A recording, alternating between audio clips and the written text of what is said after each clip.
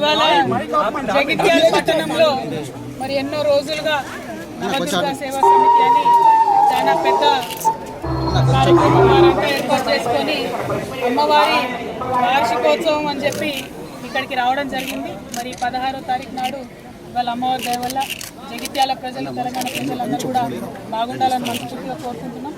TRS హయాంలో ఎప్పుడైనా కూడా ఆధ్యాత్మికతకు ప్రాధాన్యతనిస్తూ అన్ని రకాల కార్యక్రమాలు చేసే ప్రయత్నం చేస్తున్నాం. అందులో భాగంగా మా బీఆర్ఎస్ పార్టీ ఎంపీ అయినటువంటి దామోదర్ రావు గారు 90 లక్షల రూపాయలు నవదుర్గ సేవా సమితికి విరాళంగా మన ఎంపీ లాడ్స్ నుంచి ఇవ్వడం జరిగింది. అట్లానే మా తొలి చైర్మన్ గారు దాబా వసంత గారు వారి ఫండ్స్ నుంచి వారు ఉన్నప్పుడు ఒక 10 లక్షల రూపాయలు పెట్టడం జరిగింది. అదేవిధంగా మరి చాలా మంచి కార్యక్రమాలు చేస్తున్నటువంటి ఈ సేవా సమితికి మద్దతుగా నిలబడాలని మేమందరం కూడా ఇవాళ వార్షికోత్సవ కార్యక్రమాల్లో పాల్గొనడం జరుగుతూ ఉన్నది. మరి ఇదంతా సందర్భం ఒకటి జరుగుతూ ఉంటే రాష్ట్రంలో ఇవాళ మరి రైతన్నలందరూ కూడా ఎదురు చూస్తున్నారు. ఎప్పుడెప్పుడు మాకు రైతు భరోసా వస్తుందని ఎదురు చూస్తున్నారు.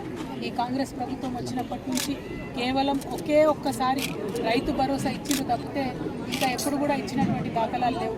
నిన్నగాక మొన్న ఒకసారి ఇస్తున్నామని మాట ఇచ్చింది, కానీ కేవలం 60% మంది అంటే 3 ఎకరాల వరకు మాత్రమే ఇప్పటివరకు ఇవ్వడం జరిగింది. మరి 3 ఎకరాల వాళ్ళకే ఇస్తారా, ఆ పైన ఇస్తారా, ఇయ్యరా, ఇస్తే ఎప్పుడు ఇస్తారు? మరి పోయిన సీజన్లో పెండింగ్ పడ్డ వాళ్ళకు ఈ సీజన్లో ఆ బకాయిలను ఇస్తారా?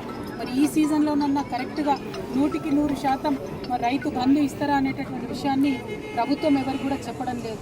మరి ఆ అంశాలన్నీ ప్రజలు ఇవాళ అడుగుతున్నారు. 2500 రూపాయలు ఎప్పుడు ఇస్తారు, మాకు పెన్షన్లు ఎప్పుడు ఇస్తారు, మీరు ఇచ్చినటువంటి హామీలన్నీ ఎప్పుడు ఇస్తారు, విద్యా భరోసా కార్డు ఏ ఇస్తారని చెప్పి విద్యార్థులు, ఉద్యోగులు అందరూ అడుగుతున్నటువంటి సందర్భం.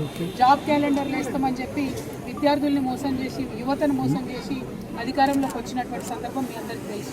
మరి ఇవన్నీ అడుగుతుంటే కాంగ్రెస్ పార్టీ మీద, ముఖ్యమంత్రి గారి మీద ఒత్తిడి పెరుగుతున్నటువంటి సందర్భంలో భరించలేక రోజొక కొత్త డ్రామా కాంగ్రెస్ పార్టీ చేస్తుంది. ఒకసారి కేసీఆర్ గారికి కాళేశ్వరం మీద నోటీసు, ఇంకొక రోజు హరీష్ రావు గారికి నోటీసు, ఇంకొక రోజు ఇంకొక సీనియర్ నాయకుడికి నోటీసు, ఇవాళ మరి కేటీఆర్ గారికి మరి నాకు తెలిసి ఇది 5వ 6వ నోటీసు ఇవ్వడం,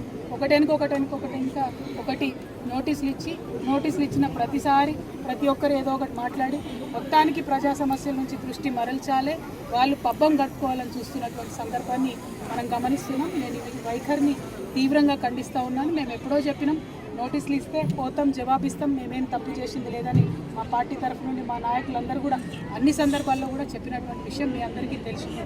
అయినప్పటికీ ఇవాళ తెలంగాణ భవన్కి తాళాలేసి మా కార్యకర్తలు ఎవరు బయటికి వెళ్లకుండా చేసినటువంటి సందర్భాన్ని మేము తీవ్రంగా ఖండిస్తున్నాం. మా కేటీఆర్ గారు మరి ఇవాళ విచారణకు హాజరైన ముందే చెప్పినటువంటి విషయమే, హాజరవుతామని. అలా పెద్ద విశేషం ఏం లేదు, హాజరవుతాం, విచారణకు సహకరిస్తామని కూడా చెప్పినాం. ఇవాళ తను అక్కడ ఉండగా ఇవాళ భవన్లో మరి తాళం వేయడం అన్నది నిజంగా కూడా దుర్మార్గం. మేము ఎప్పుడైనా కూడా ప్రజల పక్షానే నిలబడ్డాం, ప్రజల కోసమే పనిచేసినాం. అది రాష్ట్ర సాధన కోసమైనా, రాష్ట్రం వచ్చినాక అభివృద్ధి కోసమైనా అనే విషయాన్ని మరొకసారి తెలంగాణ ప్రజలకు తెలియజేస్తూ ఈ ప్రభుత్వం ఈ యొక్క వైఖరిని మానుకోవాలి, డైవర్షన్ పాలిటిక్స్ మానుకోవాలని చెప్పి మేము డిమాండ్ చేస్తూ ఉన్నాం. జై తెలంగాణ. తాజాగా కేటీఆర్ గారికి ఇప్పుడు పాజిటివ్గా మాట్లాడుతున్నారనే ప్రచారం కూడా జరుగుతుంది. చూడు బ్రదర్, మీరు ఒక విషయం గమనించుకోవాలి. ఏ పార్టీ అయినా పార్టీలో ఉన్న లోపాలను ఖచ్చితంగా మాట్లాడుకుంటారు, సవరించుకుంటారు, ముందుకు పోతారు. కానీ మా పార్టీలో ఉన్న ఏ ఒక్క నాయకుడి మీదకి అవతలోడు దాడికి వస్తే ఖచ్చితంగా మేమందరం ఒకరికొకరు అండగా నిలబడి కాపాడుకుంటాం. అలా పెద్ద విశేషం ఏం లేదు. పార్టీలో ఉన్న కార్యకర్తల కోసం, వారి హక్కుల కోసం ఖచ్చితంగా మాట్లాడతాం. ఇంటర్నల్గా పార్టీలో జరగాల్సినటువంటి మార్పులు చేయడం జరగాలని కోరుకుంటాం. మళ్ళీ పెద్ద తప్పు లేదు. అది జరగకపోతే పార్టీలు ముందుకు పోవడం కూడా ఉండదు. కాబట్టి దీనికి ముందు పెట్టాల్సిన అవసరం లేదు.